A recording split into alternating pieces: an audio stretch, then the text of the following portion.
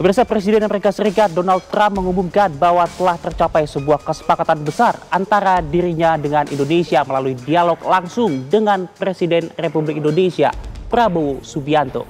Jadi jangan sampai kita terlalu bangga dengan suatu hasil. Oke, sudah turun dari 32 jadi 20. Jadi 19. Jadi 19. Itu kan nggak berarti suatu kemenangan.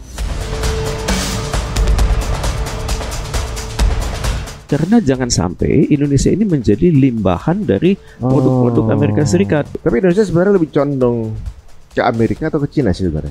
Kita berhubungan dengan negara-negara besar itu kan main caturnya banyak ini. Ya. Istilahnya chessboard. Apakah ini karena sebagai hukuman karena masuk ke BRICS gitu? Mungkin nggak sih? Memang BRICS makin ramai sekarang ini.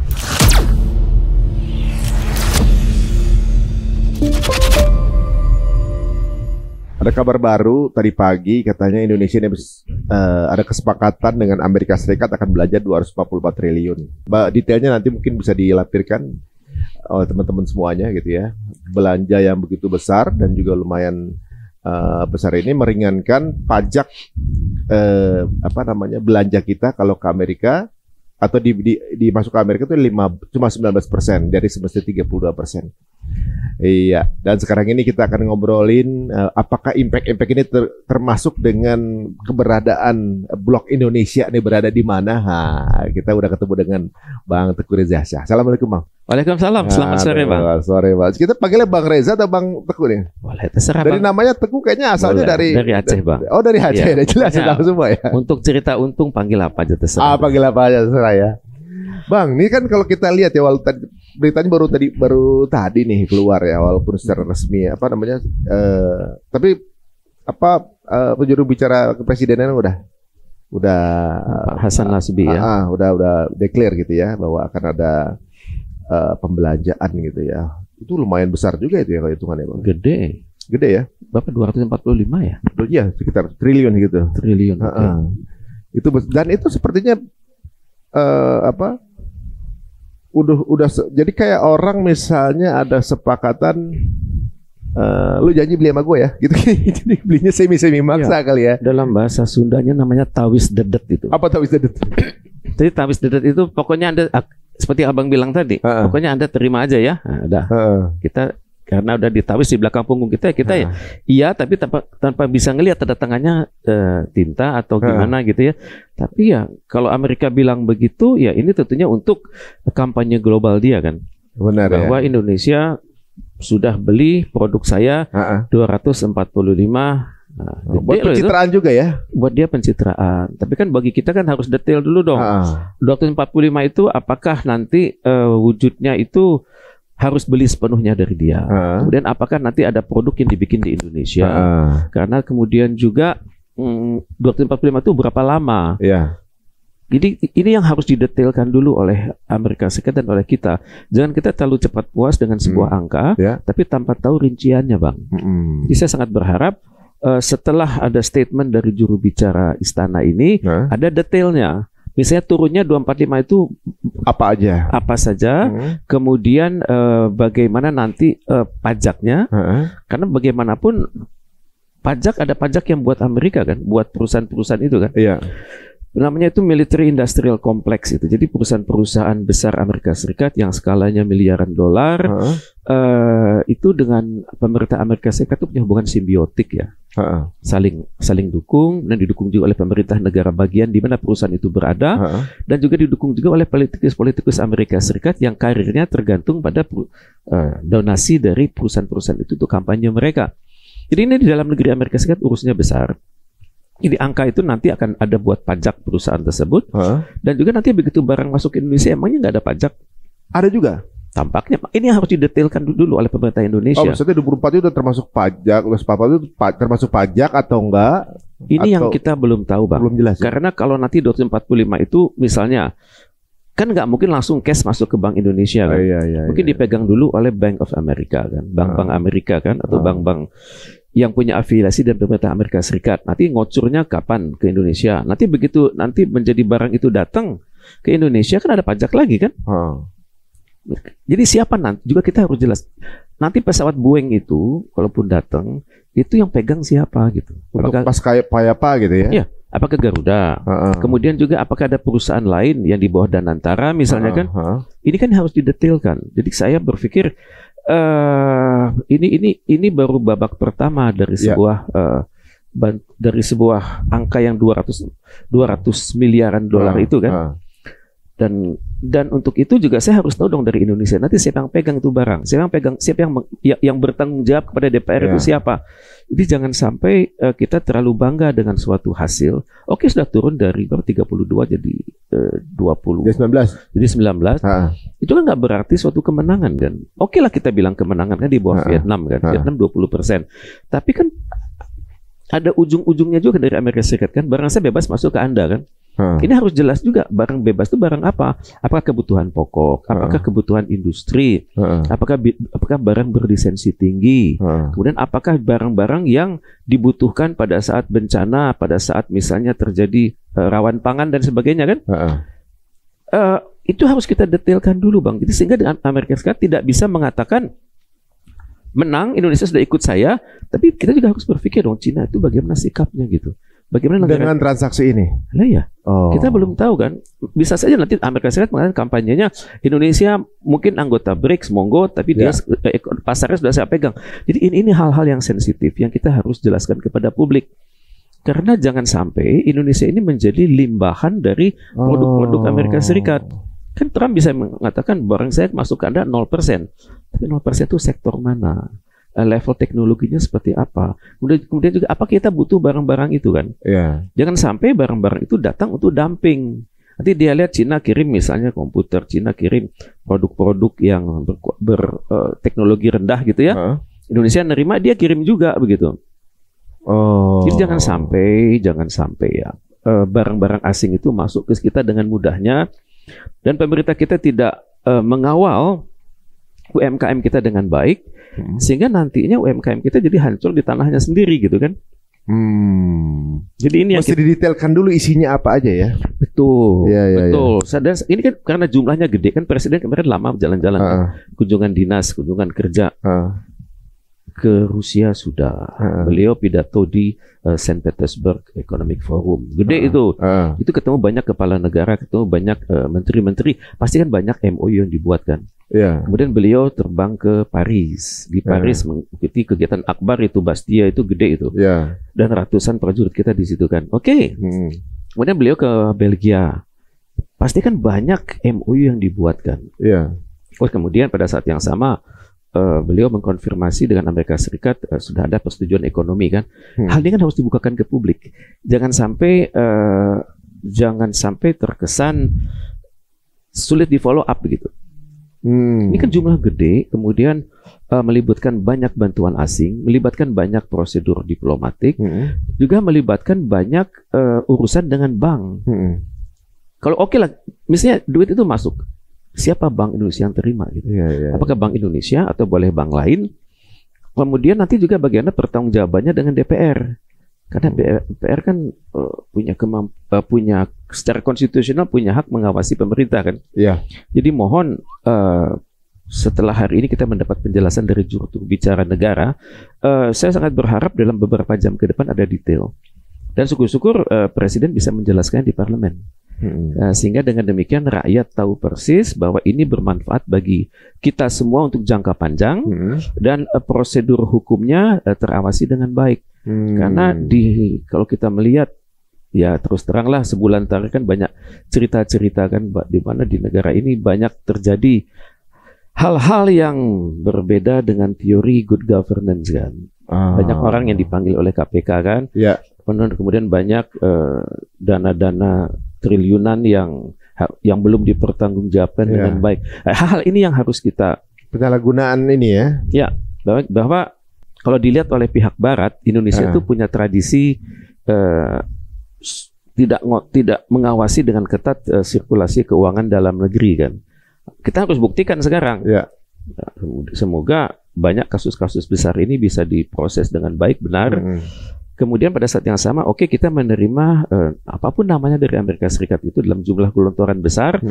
Tapi prosedurnya harus jelas dulu. Kemudian terdata dengan baik di Kementerian Keuangan Indonesia. Kemudian diketahui oleh DPR Indonesia. Kemudian tidak menjadi permasalahan dalam negeri. Karena ada kedatangan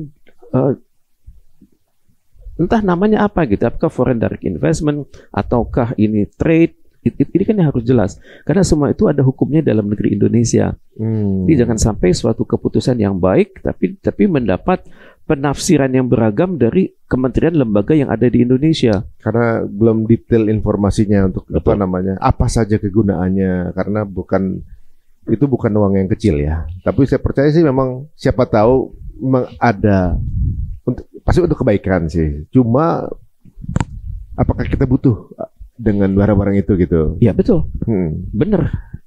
Jadi kita mendadak dapat output sekian puluh pesawat Boeing ya. Besar itu kan pesawat itu. Oke, outputnya jelas. Tapi apakah itu sesuai dengan kebutuhan nasional kita? Ya. Apakah misalnya bisa menjawab kebutuhan haji Indonesia? Ya. Apakah bisa menjawab Astacita Indonesia? Apakah bisa menggerakkan industri pariwisata Indonesia sehingga kita bisa menjadi unggulan di Asia Tenggara? Karena kalau bisa bicara industri pariwisata, itu kan jumlah turis yang datang ke Singapura lebih gede daripada kita loh. Padahal lokasinya banyak kebesaran kita, banyakan kita gitu ya. Nah, kita punya semua kan, sungai, danau, laut, lembah, itu kita punya semua. Juga wisata udara juga bagus kan. Misalnya kita lihat baru-baru ini ada kejadian di Rinjani kan, ada wisatawan Brasil yang wafat di situ kan. Jadi kemudian kan blogger-blogger dunia pada berdatangan dan mereka melihat Rinjani dari berbagai sisi kan. Ada gunungnya, ada danaunya, ada danau di bekas ledakan gunung itu. Ini kan semuanya potensi. Jadi saya sangat berharap kedatangan pesawat dalam jumlah besar itu punya dasar hukum. Nggak boleh kita langsung mendatangkan barang, tapi di dalam negeri itu feasibility study-nya nggak jalan. Jadi jangan sampai kita mengandalkan output tapi lupa proses. Kemudian nanti siapa yang pegang? Garuda. Garuda.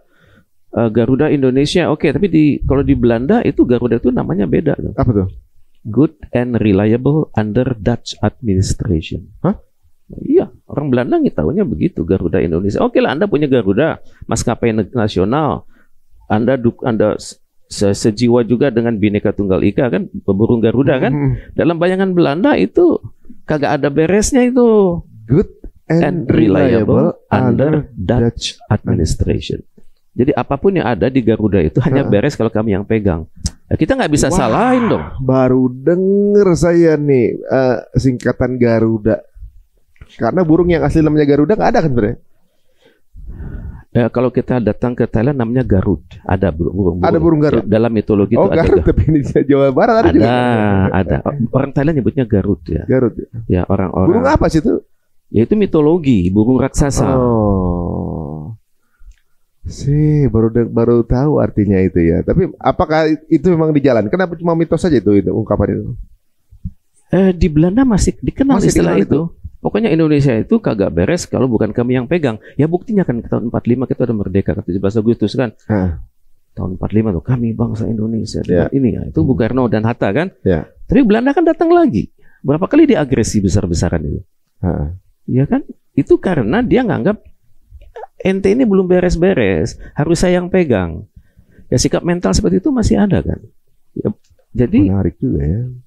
Ya mungkin kita udah jarang dengar istilah good and reliable under Dutch administration. Tapi dalam hati para generasi senior masih ada itu. Iya, soalnya kalau kita pikir ya, negara Indonesia tuh merdekanya lebih dulu dari Korea. Betul. Tapi Korea sekarang lebih maju kan? Korea Selatan ya. Korea Selatan ya.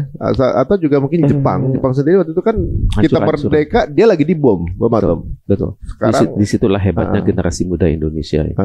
Generasi kakek-kakek kita bang. Itu dulu kan nggak boleh buka radio itu, nggak boleh dengar radio, disegel radionya. Tapi generasi muda kita itu ya cerdas. Walaupun radionya disegel, dia bisa dengar apa yang terjadi di dunia itu, dan dia yakin Jepang itu udah hancur-hancuran, udah dibom Nagasaki dan Hiroshima. Jadi mereka membawa Bung Karno dan Bung Hatta itu ke Rengas Dengklok kan. Jadi jangan sampai nanti digoda oleh Jepang untuk menunda kemerdekaan kan. Ya. Dan justru generasi muda itu yang menekan Bung Karno, Bung Hatta, cepat ente bikin Indonesia merdeka. Mumpung di sana dibom gitu kan ya. Mumpung sana dibom karena secara hukum internasional, kalau kita telat aja bikin negara, Belanda datang lagi. Karena hukum internasional bilang begitu. Pada saat itu Belanda dihajar oleh Jerman kan di Eropa. Tapi dia datang lagi ke Indonesia gitu dengan bersembunyi di bawah bendera sekutu kan. Nah dia terus terang dia ngejajah kita 350 tahun dan dia tahu plus minus bangsa kita, kelakuan kita, birokrasi kita, dan dia yakin kalau aku penjajah hukum waktu aku kuasai lagi itu Indonesia kan. Ya untung generasi di atas kita itu sangat nasionalistik, patriotik, ya. Bahkan ada jenderal Inggris yang wassalam di Surabaya kan. Surabaya waktu Jenderal Malabi kan 10 November kan. Namanya pertemuan apa? The War of Surabaya. Betul. Masya Allah. Surabaya. Itulah jadi hari pahlawan kita 10 November. Nanti cerita untung harus membahas itu 10 November dan dekat. Menarik juga sih memang ya. 3 bulan lagi. Berarti bangsa kita itu pada saat ditekan habis-habisan, itu kita bisa survive begitu. Artinya apa gitu? Ternyata bangsa kita ini kalau disudutkan itu bisa bangkit. Ya. Tapi harus ada pressure dulu dong. Ya sekarang bisa nggak kita menafsirkan pressure? Kita nafsirkan sekarang. Lagi ramai dunia nih, ada perang Ukraine dan Rusia belum selesai. Ada krisis di Timur Tengah belum selesai. Kemudian ada potensi Cina nanti galak di Laut Cina Selatan. Ada potensi Taiwan lawan China. Ada potensi China ribut sama Filipina, China ribut sama Vietnam. Kemudian juga kita nggak tahu apakah gencatan senjata yang sedang ada sekarang di Timur Tengah itu lestari atau enggak. Itu dampaknya gede-gedean. Dalam keadaan itu akan banyak negara yang mengambil manfaat, mencari kesempatan dalam kesempitan kan. Kita nggak tahu negara itu kalkulasinya seperti apa kan. Ya kita juga harus melihat bahwa lingkungan kita itu nggak aman-aman gitu. Maka sekarang saatnya negara itu menjalankan otoritasnya secara kuat. Otoritas secara harus mandiri berarti ya. Harus mandiri, terutama sekali lewat 2 jalur kan. Presiden mengatakan kemandirian itu pertama-tama lewat jalur food security dan kedua lewat energy security. Nah, karena itu yang food security ya kita dukung, tapi pada saat yang sama janganlah kita menjadikan diri di bidang food itu net importer kan. Kita harus mengoptimalkan potensi-potensi sumber daya makanan yang ada di berbagai provinsi di Indonesia. Karena wilayah kita punya berbagai kekhasan masing-masing kan. Ya bagaimana nanti dalam program food security itu ada misalnya komponen ubi cilembu gitu kan. Itu di Jawa Barat. Ini ada komponen keripik dari wilayah lain, ada komponen jagung di wilayah Jawa Timur dan sekitarnya. Jadi sekarang marilah kita sama-sama, kita sudah tahu potensi keunggulan masing-masing wilayah secara food security kan. Ya dengan demikian ya jadikanlah itu sebagai unsur dalam food security yang diterima oleh anak-anak kita. Karena udah benar idenya food security karena anak-anak kita lewat program makan bergizi gratis. Makan namanya apa tuh? MBG itu. Makan bergizi gratis ya. Makan bergizi gratis. Itu kan kelihatan Bang, ini usia emas loh anak-anak itu. Kerasa sekali Human Development Index itu kan nggak begitu tinggi di dunia. Di ASEAN sendiri kita tengah-tengah kalah oleh Malaysia, Singapura dan dengan Vietnam oke lah kita seimbang, tapi posisi kita tuh di tengah-tengah gitu. Justru pada saat anak-anak lagi tumbuh, yang mencari identitas dan di mana ekonomi nasional sedang belum bagus, banyak keluarga yang tertimpa musibah. Teorinya menyebutnya lower income families kan. Itu kan terdampak dengan anak mereka bersekolah dengan disantuni negara, dengan makan siangnya disantuni negara. Semoga menimbulkan rasa percaya bahwa pemerintah ini sudah berjalan di atas track yang benar. Nah, untuk itu tolong jangan hitung-hitungan lah urusan makan bergizi gratis ini. Kita berpikir ke depan. Karena best practices-nya udah ada kan di dunia. Nah, Cina sudah praktekkan itu. Dan memang ternyata dengan makan bergizi gratis itu bisa mungkin anak-anak itu pelan-pelan ya IQ-nya naik ya. Kemudian juga solidaritas nasional dia naik. Kemudian juga kemampuan dia menyerap ilmu pengetahuan teknologi juga menaik. Nah, otomatis kita akan lihat hasilnya barangkali 10 tahun ke depan gitu. Apakah mereka itu semakin berdaya saing pada tingkatan itu. Kemudian kalau dari energi kita termasuk punya ini nggak sih? Energi kemandirian gitu. Kita sementara ini masih sementara harapan saya konsisten ya, dengan energi panas bumi, energi batu bara, energi matahari, energi angin dari laut, itu hendaknya kita benar-benar optimalkan nih. Karena jangan sampai kelangkaan energi dunia itu berdampak pada kita kan. Kemudian juga kita hendaknya berpikirkan juga bahwa energi itu supply-nya itu aman dari luar ke Indonesia kan. Cuman masalahnya energi itu disimpannya di mana gitu. Kita beli minyak, kita beli gas, itu disimpannya di mana gitu kan. Disimpannya apakah langsung ke wilayah Indonesia, apakah disimpan di negara ketiga, Singapura misalnya kan. Ya, kita harus berpikir sekarang oke lah, bantuan luar negeri dari manapun, dari komitmen yang kita buat dengan negara manapun, itu oke lah direct langsung dari sana ke sini, nggak usah lewat pihak ketiga lagi.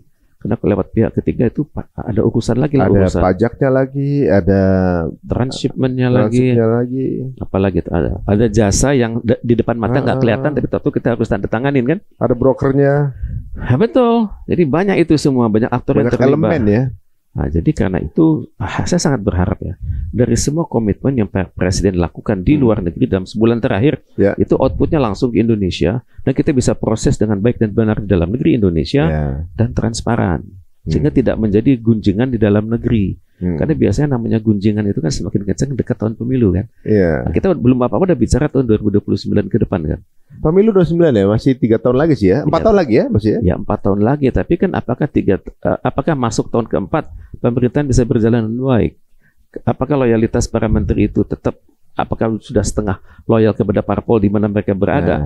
Apakah mereka dengar apa kata presiden atau dengar kata pimpinan parpol? Itu kan hal yang lumrah, yang alamiah. Jadi saya sangat berharap 3 tahun pertama ini benar-benar full speed itu pemerintah itu. Baru kemudian setahun pada ngurusin partai masing-masing. Tapi gini Pak, kalau menurut Bang Reza sendiri gimana sih misalnya gini? Apakah pembelanjaan ini ada faktor ketekanan nggak sih kira-kira? Maksudnya kayak ada pemaksaan gitu nggak sih? Kita harus belanja ini di situ. Kenapa harus di Amerika aja gitu segitu besar gitu?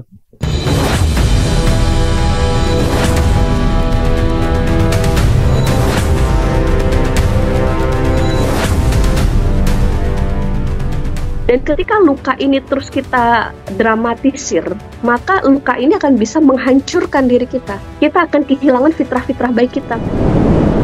Karena ujian adalah tanda cinta Allah dengan cara yang berbeda. Semua yang sudah Allah takdirkan pada diri kita adalah orang yang beriman kepada qada dan qadar. Kami pasrahkan semuanya kepadamu ya Allah. Jika datang ajal pun jemput kami ya Allah. Tolong izinkan wafatkan kami husnul khatimah.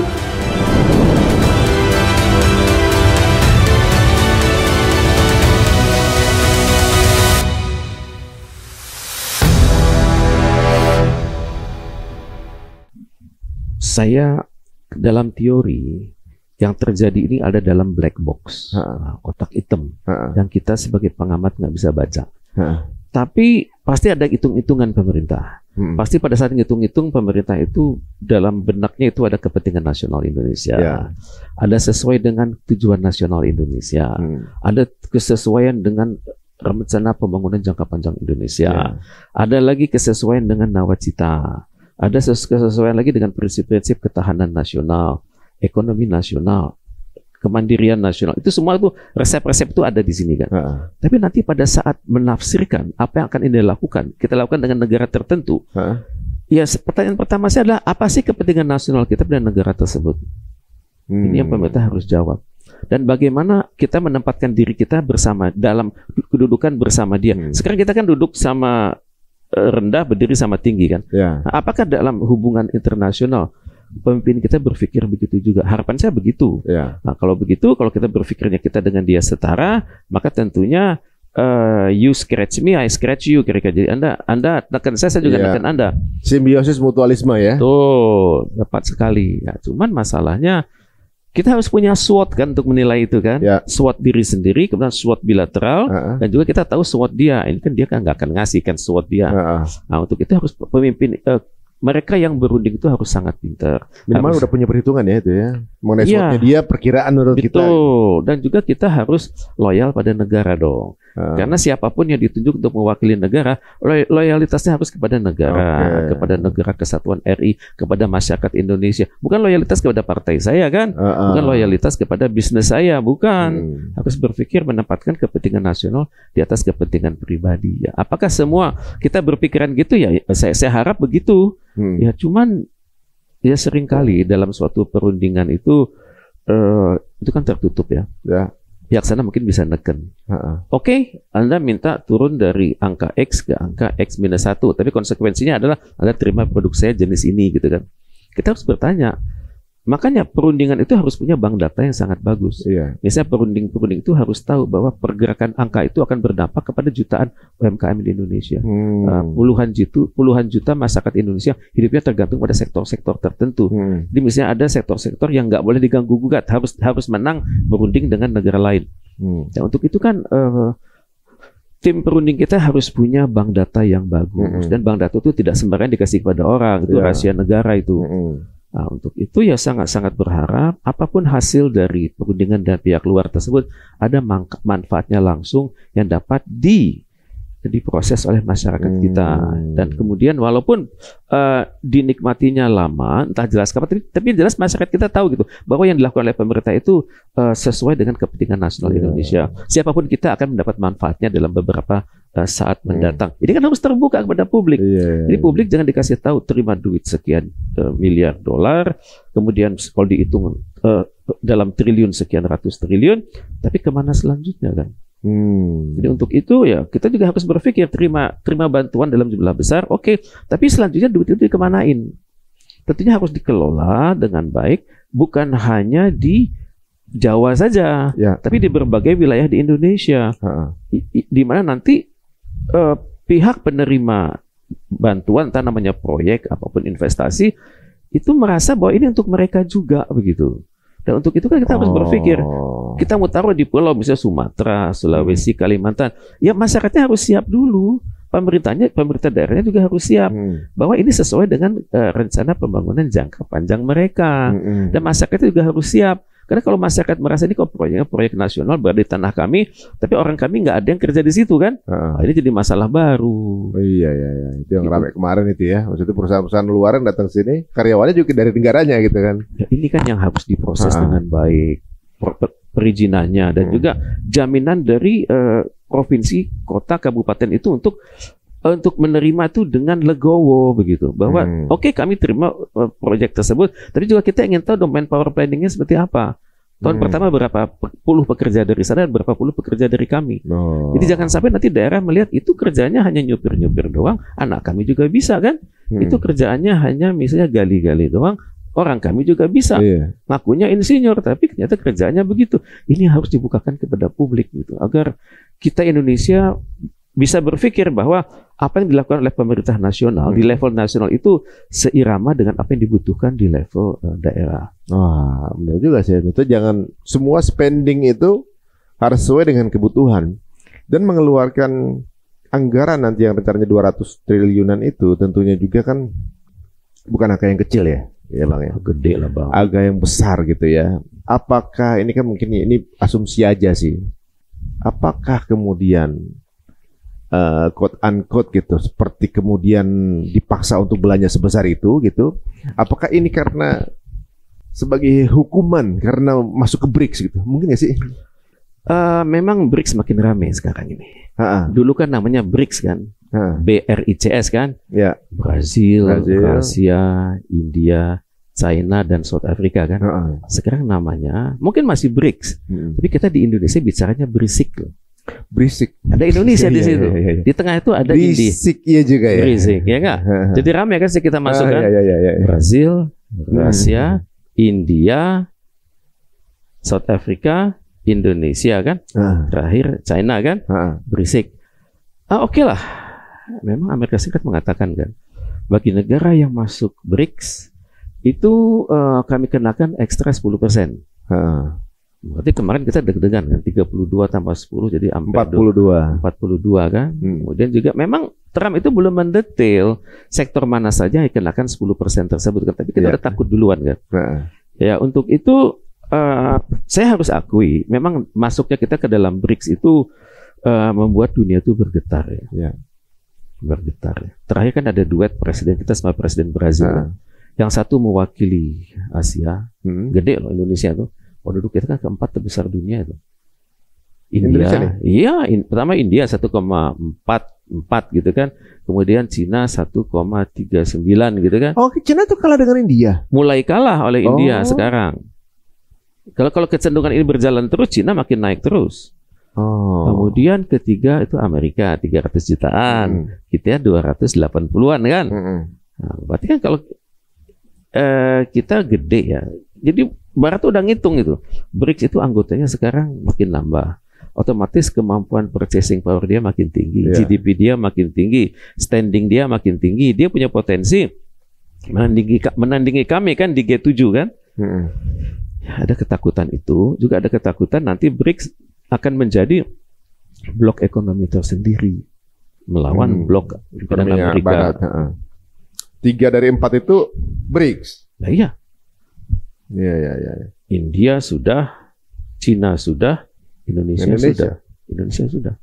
Jadi jumlah anggota BRICS itu sudah mungkin 50-an% penduduk dunia, gede itu. Dan juga kita perhatikan kalau kesejahteraan di level BRICS itu naik terus, maka tingkat konsumsinya makin meningkat dan kelas menengahnya juga makin meningkat. Dan kelas menengahnya itu adalah mereka yang punya nilai tambah kan. Itu yang disegani oleh Barat begitu.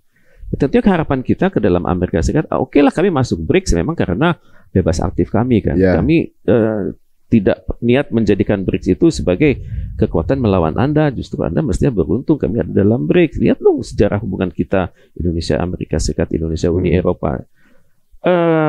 Ini saya nggak tahu apakah dikatakan oleh tim kita pada Amerika Serikat ya, bahwa justru Anda beruntung kami dalam BRICS karena kami akan menjadikan BRICS. Kami akan berjuang agar BRICS itu tidak menuju arah yang Anda khawatirkan gitu. Yang dia khawatirkan oleh Amerika Serikat CS itu adalah BRICS menjadi kekuatan yang melawan satu, kedua melakukan dedolarisasi kan. Jadi kita nggak pakai dolar lagi.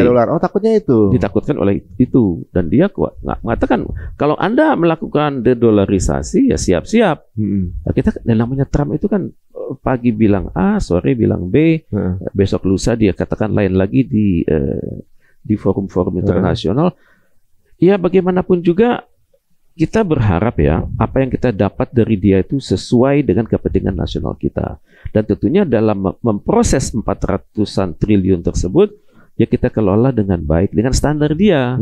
Standar dia apa? Good governance dari level pemerintah. Jadi semua transaksi keuangan, semua transaksi pertukaran barang itu terdata dengan baik di Kementerian Teknis Indonesia.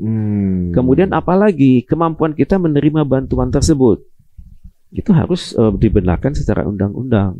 Kemudian juga harus sesuai juga dengan prinsip-prinsip governance, tata kelola yang baik di level pemerintah dan good corporate governance di level swasta. Misalnya siapa sih swasta yang ditunjuk untuk memproses bantuan tersebut? Bagaimana aturan mainnya dalam negeri? Itu kan harus kita lakoni dan juga kita komunikasikan keluar. Apalagi prinsip-prinsip berdaya guna dan berhasil guna. Itu harus juga dikomunikasikan ke dalam dan keluar. Sehingga tidak ada kesan nanti bantuan tersebut hanya menguntungkan kementerian tertentu saja di Indonesia atau menguntungkan juga mereka yang bekerja di sektor itu atau juga menguntungkan partai tertentu yang menempatkan orangnya di kementerian tertentu. Jadi ini hal yang harus dibukakan kepada publik gitu. Ya, kemudian juga kita punya tantangan besar namanya Sustainable Development Goals. Ada 17 items itu kan. Jadi produk-produk kita yang terima dari luar, entah itu teknologi tinggi, teknologi sedang, itu hendaknya mendukung percepatan kita untuk mencapai target 2030 tersebut dalam semua items. Kesehatan lah, pendidikan ibu dan anak lah, energi terbarukan. Kemudian kalau perlu sampai detail sampai misalnya Sungai Citarum. Kenapa tuh? Ya Sungai Citarum kan suatu proyek nasional itu kan, melibatkan kementerian lembaga, melibatkan berapa kodam, melibatkan berapa polda, melibatkan beberapa investasi asing di situ kan. Ini kan harus terkesan bahwa bantuan-bantuan itu teknologi tersebut bermanfaat bagi masyarakat, mesti di sektor air bersih, di sektor pengelolaan limbah. Jadi tentunya niat ingsun kita adalah bantuan yang kita terima dari luar itu sesuai dengan kebutuhan kita dan bisa dipraktekkan secara cepat. Jadi jangan sampai bantuan itu nanti ketahanlah misalnya di bandara, cukai, ya, ormas, ya lama lagi gitu. Lama lagi. Jadi harus cepat itu, datang cepat diproses tuntas dan langsung masuk kepada sasarannya. Provinsi, kota mana yang akan bertanggung jawab, kementerian teknis mana yang bertanggung jawab. Ini nggak main-main. Mohon kita tidak puas dalam melihat suatu angka begitu. Iya, benar. Tapi bagaimana utilisasi dari angka tersebut sehingga bisa berdaya guna dan berhasil guna. Nah, kalau sekarang kita lihat nih, misalnya Indonesia akan belanja 200-an triliun, gitu kan? Itu anggota BRICS yang lain bagaimana ya? Jadi misalnya gini, Indonesia kan anggota BRICS, yang diharapkan nanti bermuamalah di dalam tuh kan, ya saling. Nah kan udah habis duluan 240 jutaan ke Amerika, yang dipakai belanja buat di BRICS apa gitu. Jadi ngapain masuk BRICS gitu jatuhnya? Memang kita baru setahun ini masuk BRICS kan, Januari tahun ini kan. Kita masih harus mengambil hikmah daripada proses BRICS tersebut. Otomatis akan banyak aturan-aturan dalam negeri yang diberdayakan untuk bisa memfasilitasi BRICS tersebut kan. Kemudian berbanyak perjanjian internasional yang kita harus sepakati, harus kita kuasai dan harus dimengerti sehingga menjadi undang-undang dan juga aturan-aturan di bawahnya. Oke. Tentunya kan kita harus lihat pada tujuan BRICS itu kan, memperluas, mempermudah, mempercepat fasilitasi ekspor, impor, kemudian alih teknologi kan. Dan juga nanti ada sektor-sektor lain dari BRICS yang menjadi unggulan BRICS kan. Pendidikan, kesehatan, penerbangan. Oke, ini semua harus kita mengerti begitu. Bahwa dalam BRICS itu ada suatu proses. Siapapun kita kalau masuk itu ada entry proses kan. Nggak mungkin langsung kita satu level seperti Cina, seperti India, seperti Rusia yang sudah bertahun-tahun dalam BRICS kan. Oke, ada suatu proses pembelajaran dulu. Pada saat yang sama kita mendapat amanah, mendapat ya hasil deal Indonesia dengan Amerika Serikat menjadi sekian ratus triliun masuk ke Indonesia kan. Ya kita harus komunikasikan. Kita belanjanya. Kita belanjanya. Boleh aja. 200 triliun itu belanjanya. Oke, 200 triliun belanjanya. Tentunya BRICS itu jangan sampai merasa dong bahwa Anda meninggalkan kami. Disitulah perlunya komunikasi dengan BRICS. Kami kan masuk BRICS itu karena kepentingan nasional kami. Dalam hal ini kami mendapatkan belanja dari Amerika Serikat sekian ratus, itu sesuai dengan kebutuhan kami. Kalau misalnya dari Anda merasa jumlah itu ketinggian, makanya Anda mau kasih berapa gitu. Tapi ada bisa ada bargaining power gitu, bargaining gitu ya? Bargaining chips itu ada dalam diplomasi. Jadi tapi apa yang udah deal dengan Amerika? Dia dengan Amerika. Indonesia dengan Amerika? Kita dengan Amerika oke. Maksudnya ketika deal itu terjadi sama Amerika, lo udah nggak bisa goyang lagi ke BRICS-nya berarti? Dengan BRICS jalan terus, Amerika Serikat jalan terus. Ini kan istilahnya main catur kan, multiple chessboard. Main catur dengan Amerika Serikat, main catur dengan BRICS, main catur dengan bilateral dengan negara-negara BRICS. Itu semua jalan terus kok. Tergantung pada kita Kak. Kita kan masuk BRICS karena kemandirian kita kan, bukan karena desakan dari siapapun, bukan karena pengaruh Cina, pengaruh Rusia. Kita mau sendiri masuk BRICS. Dan sama juga kita dengan negara-negara Barat juga kita berada di situ kan. Nggak ada, kita tuh nggak ada yang ibaratnya ngomporin gitu atau juga mungkin mendorong untuk masuk ke BRICS gitu ya. Ya kalau saya lihat dokumen-dokumen resminya, kita masuk BRICS itu dengan niat kita sendiri. Karena kita bisa melihat manfaatnya BRICS itu, manfaatnya BRICS itu bagi perdagangan Indonesia, bagi investasi Indonesia, bagi profesionalisme Indonesia, bagi istilahnya tuh stakeholders kita itu jadi semakin berkualitas ya. Oke deh.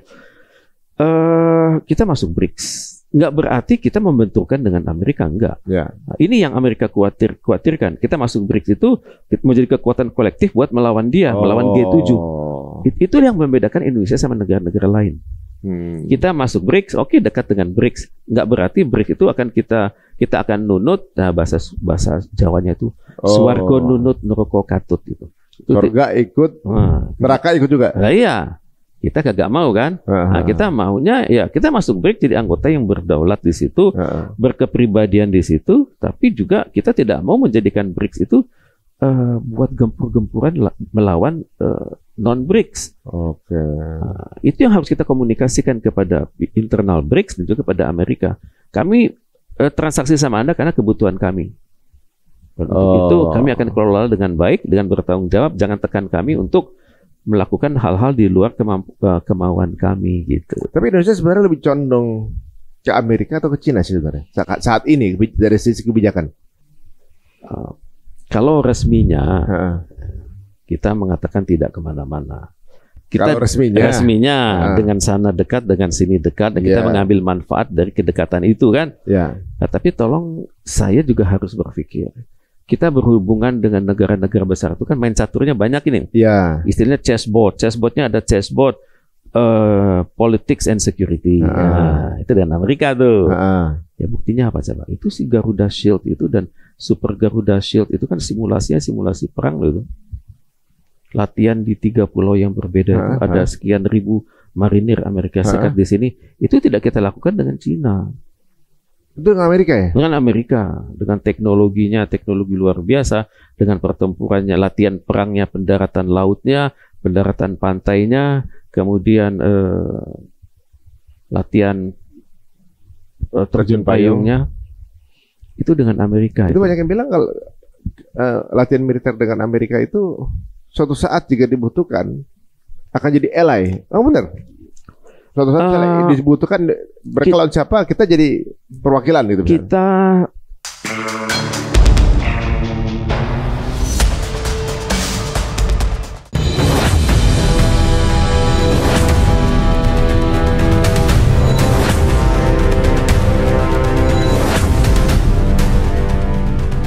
Dan ketika luka ini terus kita dramatisir, maka luka ini akan bisa menghancurkan diri kita. Kita akan kehilangan fitrah-fitrah baik kita. Karena ujian adalah tanda cinta Allah dengan cara yang berbeda. Semua yang sudah Allah takdirkan pada diri kita adalah orang yang beriman kepada qada dan qadar. Kami pasrahkan semuanya kepadamu ya Allah. Jika datang ajal pun jemput kami ya Allah. Tolong izinkan wafatkan kami husnul khatimah.